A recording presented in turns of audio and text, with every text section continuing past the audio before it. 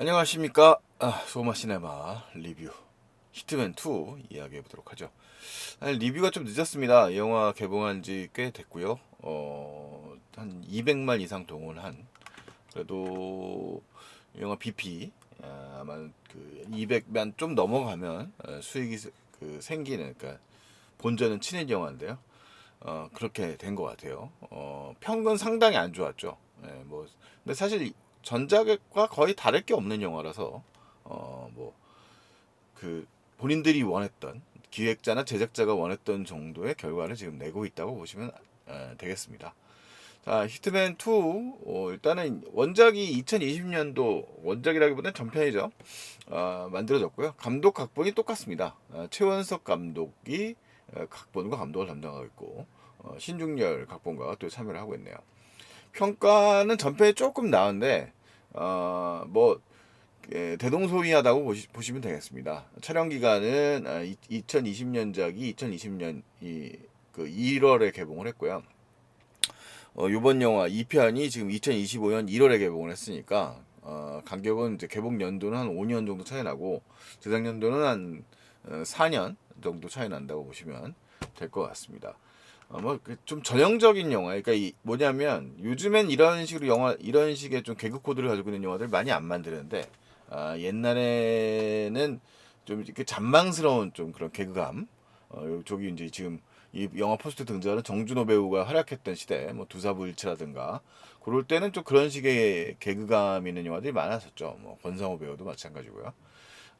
히트맨 2도 이제 결국 전편이 어느 정도 뭐 큰 성공까지는 아니어도 어느 정도 성공을 거둔 영화였기 때문에 이제 만들어진 영화라고 할 수 있겠고요. 2020년 개봉한 후에 3년 정도 있다가 촬영이 이뤄지고, 개봉은 조금 쉬었다가 개봉이 된 영화라고 말할 수 있겠습니다. 이 뭐 장점은, 이 영화는 그 욕심이 없어요. 그러니까 뭐 전편에서 뭐 더 나아가 보자가 없고, 거의 비슷한 줄거리에 비슷한 영화적 코드를 그대로 가지고 속편을 만들었고, 좀 액션적인 부분에 방점을 좀 더 찍은 면은 있습니다. 그러니까 말하자면 그 80년대 성룡이 활약했던 시대, 80년대 한 중후반에 이제 그러니까 레퍼런스가 되는 영화들은 그 영화랑 이제 제임스 카메론의 트루 라이즈 같은 영화들이 이제 히트맨 1, 2의 좀 그 원판 레퍼런스라고 말할 수 있겠죠. 물론 그 두 편이 성룡의 걸작들이라 트루 라이즈랑 비견될 만한 영화라고 보기 사실 좀 어렵습니다. 자, 뭐 한국적인 뭐 개그감을 가지고 있는 영화라고 볼 수 있을까요? 뭐 이런 영화고요. 그냥 가볍게 보고 싶은, 지금 현실이 너무 2025년도에 1월 달 이때가 지금 뭐 이렇게 사람들이 마음이 편한 때가 아니기 때문에, 그냥 극장에서 아무것도 생각도 하지 않고 봐야지라고 마음 먹으면 정도 되는, 그럴 때 정서에 부합하는 영화다라고 보면 되겠죠. 히트맨 1편이 240만 정도 동원했네요. 히트맨 2편이 지금 한 200만 원 넘었다고 하니까요. 뭐 한 전편 정도의 결과를 내지 않을까 싶습니다. 각본 감독의 최원석 감독은 뭐 그 원래는 뭐 2006년도 단편으로 이제 알려졌고요. 그다음에 이제 느상 내 곁에 같은 영화에 각색으로 참여를 했고, 뭐 지금 크게 기억된 영화는 아닙니다. 불타는 내 마음 이런 영화에로 이제 그 독립 영화죠, 데뷔를 했다가 뭐 상당히 뭐 이 숙무로 계열에서 많이 활동을 했습니다. 그리고 이제 히트맨 시리즈가 이제 이 분의 대표작이 될 수 있겠죠. 원, 투죠.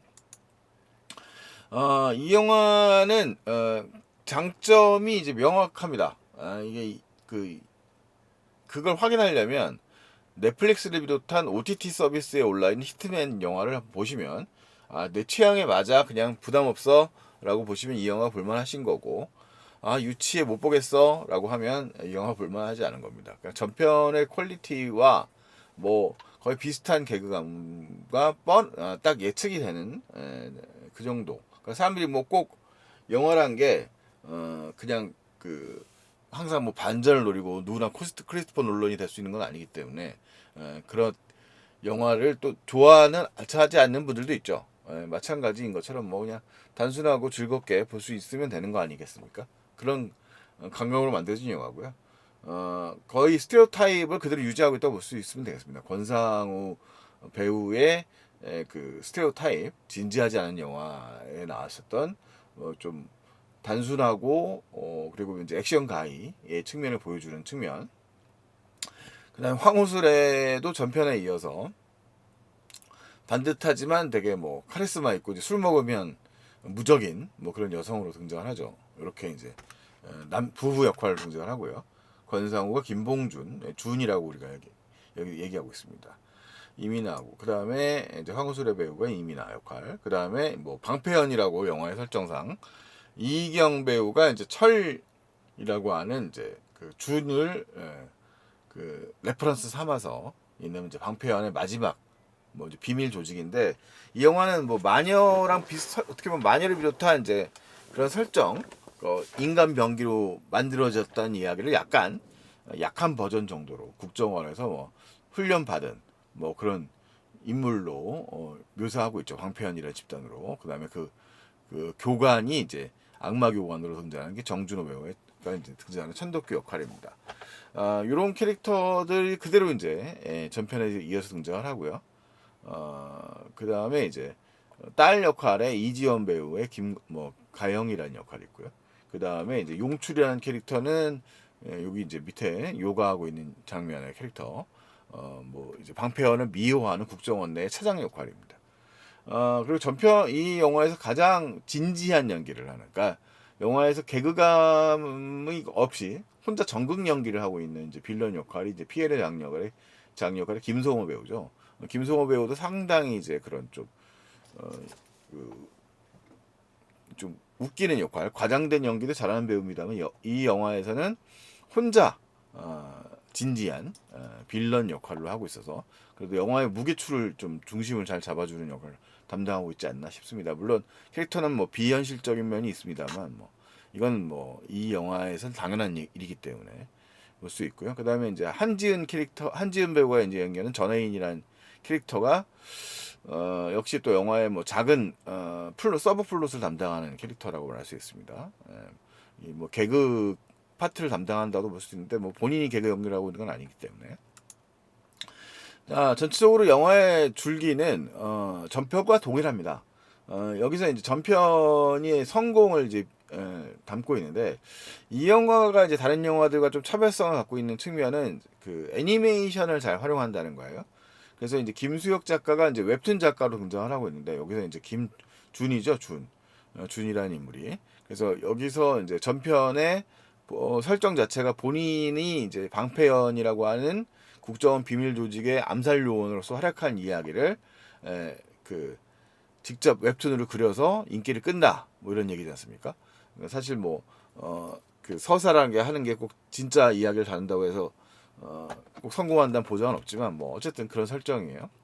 뭐 실패에 실패를 거듭하던 지금은 그냥 평범한 남자가 된 남자지만 사실은 이제 힘을 숨기고 있었다 뭐 이런 얘기를 뭐 익숙한 이야기죠.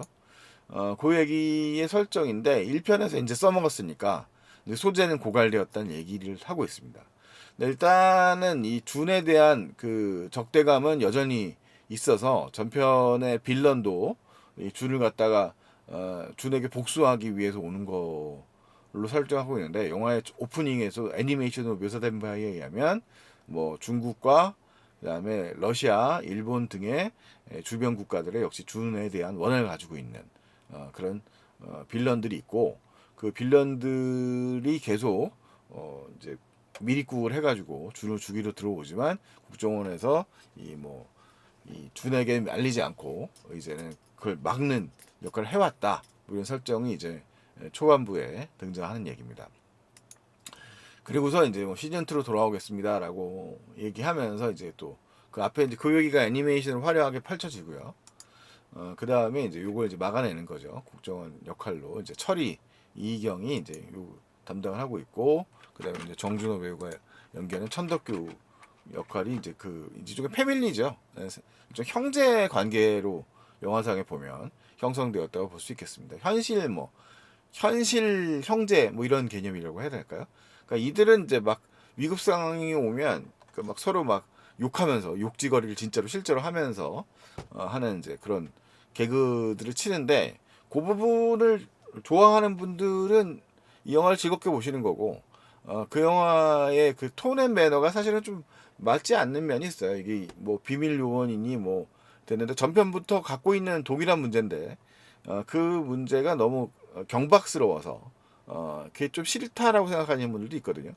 그러면 좀 그게 또 있는 그 불편하실 수도 있죠. 근데 뭐 그냥 가볍게 보시면 이 어차피 뭐 이런 좀 비밀 인물 담당한다는 소재랑은 좀 차이가 있는 좀 가벼운 이야기를 좀 끌고 나가는 영화이기 때문에 뭐 그냥 어, 말하자면 이제 장르로 말하자면 코미디 액션 코미디 같은 영화죠. 이 영화는 말하자면. 자, 그래서 영화는 거의 이제 전편의 이야기를 답습을 하는데, 그런 역할을 담당하고 있고, 나름대로 이제, 준이 이제, 그러려면 이제 또, 반전의 기회를 맞이해야 되지 않습니까? 그러니까 이제 이 권상우 작가는 나름대로 성공을 했고, 그리고 영화에서, 전편에서 이제, 그, 꿈을 이루지 못하고 있었던, 현실에서 이제 가장 노릇을 하면서 있었던 황우슬의 배우가 연기하는 이민아가 미술관의 큐레이터로 일한다는 설정을 좀 가져옵니다. 이것도 영화의 줄기를 위한 일종의 이제 포석이라고 말할 수 있겠습니다. 그리고 이제 세세 관계가 이제 이렇게 뜨끈끈하다 이런 얘기를 가지고 있는 거죠. 자, 근데 이제 당연히 이제 소재 고갈이 된 상태이기 때문에 주는 그 웹툰을 다시 시즌 2를 시작합니다. 이제 인기 웹툰으로 뭐 상도 많이 받았다 뭐 이런 얘기가 나와요. 하지만 소재가 그 영화 애니메이션으로 표현됩니다만 마치 갑자기 첩보국이었다가 뜬금없는 슈퍼히어로물로 전개되는 급전개 등으로 이제 뇌절이라고 이제 표현을 하죠. 영화의 홍보 포인트로도 그 뇌절 작가가 되었다는 표현을 쓰는데 그러면서 이제 말도 안 되는 줄거리를 이제 쓰는 작가가 되면서 주변 인물들로부터 이제 또 빨리 연재 중단하자. 뭐 이제 너 어떡하니? 막 이런 걱정을 받게 됩니다. 근데 실제로 권작 이 작가는 또 투자를 했다가 이제 또그 뭐야 주식 투자 이런 걸로 자신의 재산을 이미 탕진한 상태예요. 그래서 이제 성공에 꼭 필요한 절실한 상황이 됩니다. 그 반면에 이제 그 전편에서 또 귀여운 딸이었던 이제 이지연 배우 연기하는 가영이는 이제 고등학생이 돼가지고 연애도 하는데 사실 이제 아빠의 그런 작품의 완성도 등에 실망을 하고 나라도 잘 돼야지. 전에 이제 래퍼를 꿈꾸던 소녀였죠. 그런 이야기로 되게 단순한 구조인데 그렇게 이제 취미로 랩을 할 거야 정도로 이제 아빠 위기감을 느끼고 공부에 성공해야 돼 뭐 이런 식의 느낌이고요. 지금 이제 편집장 역할의 이준혁 배우는 이제 뭐 영화의 극단적 정서를 잘 보여주는 코미디 연기를 하시는 거죠.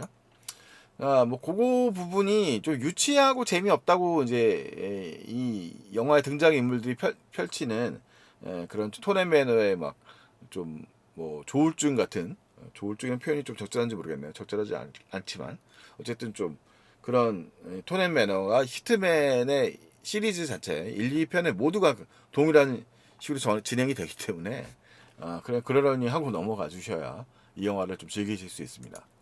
뭐 사실 전 솔직히 즐겁진 않았습니다. 영화가 뭐 원래 전편을 제가 다시 한번 봤는데 기억이 잘 안 나서 그냥 동일한 영화라고 보시면 될 것 같아요. 유일하게 이제 영화에서는 톤이 다른 배우가 아까 말씀드렸던 대로 이제 김성호 배우가 연기하는 피에르 장이라고 하는 캐릭터죠. 아까 설정의 무리수는 좀 있어요. 이 지금 이민아라고 하는 인물 하우스레가 연기하는 캐릭터가 일하는 미술관에 이제 그 전시품을 자신의 소장품을 전시하기 위해서 오는 상당히 부유한 그래서 전용기를 타고 오는 인물로 이제 등장을 합니다. 그런데 이제 여기 보면 이제 에론 인물로 등장을 하는데 사실은 이제 뭐 이제 뭐 이거 갖다가 스포라고 말할 수도 있겠습니까만 어쨌든 피에르장은 사실은 이제 그 테러리스트에 가까운 인물이었던 거죠. 그것도 당연히 준과 영화의 주인공 그 권성호 연기하는 준과 원한 관계가 있는 인물 정도로 묘사가 됩니다. 상당히 깊은 원한 관계라서 그 파멸을 시키러 와야 되는 인물로 등장을 하는데 말하자면 쉬리에서 등장하는 최민식 같은 캐릭터 이런 얘기라고 하시면 또 너무 옛날 얘기일까요? 뭐 그런 캐릭터예요. 그러니까 과거에 많이 써먹던 그것도 플롯이죠. 뭐 그 남북 관계에서 그 빌런으로 변한 무시무시한 인물 캐릭터의 변형이라고 말하실 수 있겠습니다. 뭐 태풍 같은 영화에서도 이제 사용됐던 거고요. 영화가 조금 근데 잔망스러운 거는 영화의 이제 중간에 코미디 코드로 이제 이 이희경과 그 다음에 지금 정준호 그 다음에 여기 그 미술관의 그 디렉터로 일하고 있는 요 한지은 배우가 연기하는 전혜인이라는 캐릭터가 일종의 삼각관계를 맡게 됩니다. 근데 이 전혜인 배우가 일종의 추파를 던지고 카톡 같은 거를 같이 새 인물에게 하고 그 다음에 비밀 임무에만 충실했기 때문에 정준호 배우가 연기하는 천덕규나 그 다음에 철이라든가 모두 그 여성관계 남녀 관계에는 문외한으로 등장을 하면서 이들 간의 일종의 삼각관계가 형성된다라는 설정이 좀 들어가 있습니다. 역시 또 뭐 전형적인 방식으로 사용되고 그 다음에 또 이 뭐 영화를 좀 많이 보신 분들은 쉽게 앞에 초반부터 느끼겠지만 뭐 이 한지은 배우가 연기하는 전혜영 캐릭터는 의도적 접근이라는 게 이제 딱 느껴지는 인물이죠. 그래서 이렇게 셋의 관계가 이제 또 역시 개그로 사용되면서 이 일종의 삼각관계가 형성이 된다는 얘기 설정이 좀 등장을 합니다. 자, 그 다음에 이제 영화는 이제 어떤 식으로 이제 웹툰이 활용이 되냐면 이제 줄은 망했고요. 다 날렸고요. 이제 나중에 이거는 이제 후반부에 이제 사용되는 장면인데 들통이 나는 장면인데 이 준도 또 술을 마시고 이제 위기에 복면하게 되면서 뭐 술을 마시고 이쪽에 진짜 창작을 해요. 자기가 먼저 아이디어를 내고 자신이 테러리스트라면 어떤 짓을 할 것인가 뭐 이런 얘기를 갖다가 영화 웹툰으로 그렸는데 그게 이제 실제로 실현이 되는 거죠. 이제 이렇게 이제 상상의 웹툰을 그렸는데 실현이 되고 그러면서 이제 국가적 위기를 맞이하게 된다. 뭐 이런 이야기로 이제 됩니다. 이 테러리스트로 이제 김성우 배우가 연기하는 이 집단이 이제 등장하게 되고 그 다음에 이제 이 그런 전개 때문에 되게 웹툰에 그려져 있는 상상이 현실화된다는 전개 때문에 국정원 이 차장을 중심으로 한 팀들은 다시 그 웹툰에 이용해서 상대방을 유인하기 위한 작전을 꾸미지만 실패하게 되면서 작전에서 소외되었던 이 방패원의 세 멤버들 준과 그 다음에 철, 그 다음에 뭐 천덕규, 그러니까 이제 권상우와 그다음에 정준호, 그다음에 이희경, 그다음에 황우스레까지 해가지고 이제 후반부에 활약을 하게 된다는 이야기로 전개됩니다. 그러니까 아주 전형적인데 이 영화는 뭐 지금 스트레스 보고 있는 것처럼 말씀드렸던 대로 저런 막 좀 잔망스러운 개그감들을 이제 좀 꾸역꾸역 들어가 있어서 그 부분들이 조금 그 전개에 별로 도움이 안 될 수도 있습니다. 사실은. 근데 이 영화를 아마 보시는 분들은 그렇게 막 깊이 있게 보고 있는 영화가 당연히 아니기 때문에 뭐 그런 것들을 또 그냥 낄낄거리면서 보시는 느낌. 그러니까 웹툰의 뭐좀 가벼운 웹툰을 그냥 즐긴다는 느낌으로 영화를 보시면 되는데 영화를 많이 보시는 분들은 옛날에 이제 8, 90년대 홍콩 영화나 그 다음에 이제 투캅스 시절의 강우석 감독이라든가 그때 당시에 한국 영화를 보시던 분들이 느끼던 그런 개그감과 좀 유사한 면이 사실 좀 있어요. 뭐 이런 장면 대표적인데 위기를 맞았던 이 두 비밀 요원이 이제 막 그 스쿠터를 타고 막 달려가는 장면들을 보고 뭐 갑자기 사람들이 본다든가 막 웃는다든가 그 주변 사람이 놀란다거나 뭐 이런 장면들이 등장을 하는데 영화가 이제 불쑥불쑥 그런 장면들을 던져놔가지고 좀그 요즘 관객들이 보기에는 좀 산만하다. 뭐 그런 느낌이 또 없지 않아 있습니다. 뭐 사실 있습니다. 그래서 영화가 뭐 일관된 완성도를 가지고 있는 영화라고 사실 좀 보기 좀 어렵고요. 그냥 가볍게 던져지는 그런 이야기입니다. 근데 그런 거에 비하면 아까 트루라이즈를 얘기했습니다만 뻥이 상당히 강해요. 그러니까 이제 막 영화의 후반부의 위기는 헐리우드 영화들에서 많이 등장하고 있는 무슨 핵위기 같은 것들로 연결이 되기 때문에 사실은 국가 전망과 상당히 연관성이 있는 상당히 강력한 위협이고 뭐 그거는 근데 아까 말씀드렸던 대로 이게 또 말하자면 또 그런 액션 코미디적 장르 액션 영화라는 성격을 가지고 있으면 또 그런 영화는 익숙한 장면이기도 합니다.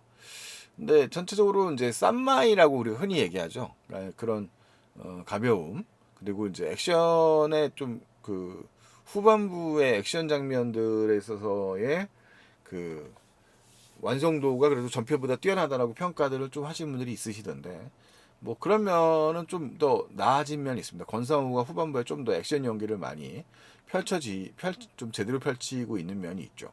액션 안무들이. 그리고 이제 나머지 배우들이 이제 이 천덕규나 이제 정준호 배우나 이희경 배우도 역시 연기를 재밌게 액션 연기를 좀 후반부에서 각자 포함을 합니다. 이제 그런 전개 역시도 좀 사실 그 강화산보 시절에 성룡 홍군보 원표들이 펼쳤던 그런 좀 그런 연기들, 뭐 그게 이제 강화산보만 그런 게 아니라 홍콩 영화에 보면 이제 액션 주연급 배우들이 팀을 이뤄서 각자 클라이막스의 대결들을 펼치는 전개들, 그런 것들이 좀 익숙하게 펼쳐지고 있다는 측면에서 보자면 익숙한 전개죠.